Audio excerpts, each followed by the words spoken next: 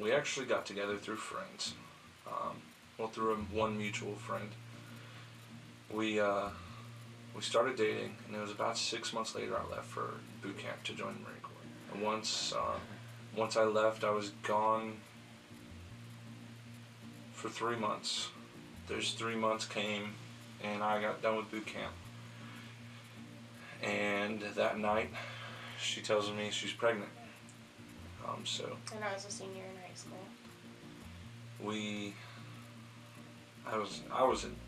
I was joyful. I was happy about it. While I was deployed, I found out that our son wasn't biologically mine. And then I was also emotionally cheating with other women, trying to hide it. Every time she found out, I'd play the I'm sorry or I didn't do it. But then eventually that was close to ending our marriage more than finding out that I wasn't his father, our son's father. Well, at the time, I didn't really want to say I was an alcoholic. After I got back from deployment, which I happened to break my back on, I started drinking a lot. Partying, going out with friends, and just not caring what we had in the bank account. Not really caring what she felt about. I wanted to hide a lot of things and just drink it away. And that got really, really bad. There was a point when it was just like there was no hope. Yeah. We were both waiting on, paperwork from each other for a divorce, and I don't know what it was. Something in Afghanistan, some people started talking to him and into him. He started going to church.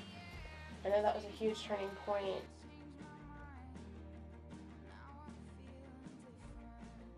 We just decided to give it another shot. I went ahead and moved back to North Carolina before he came home.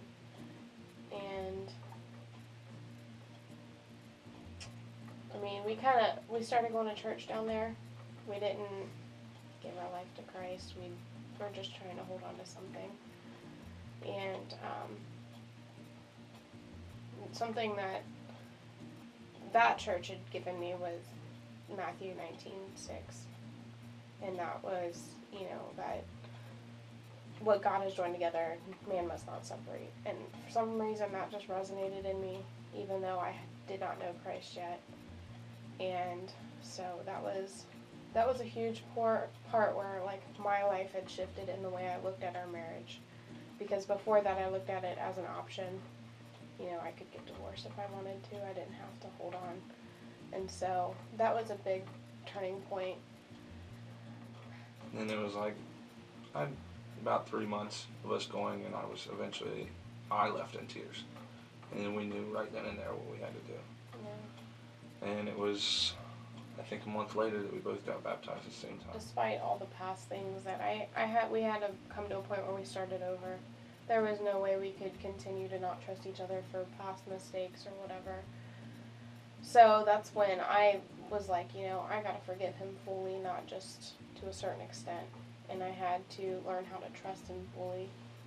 And that was huge for me because I don't trust people. I have a big issue with trust. They say it all the time, you can't give something that you don't have, and that is completely true. Mm-hmm. I couldn't love her the right way.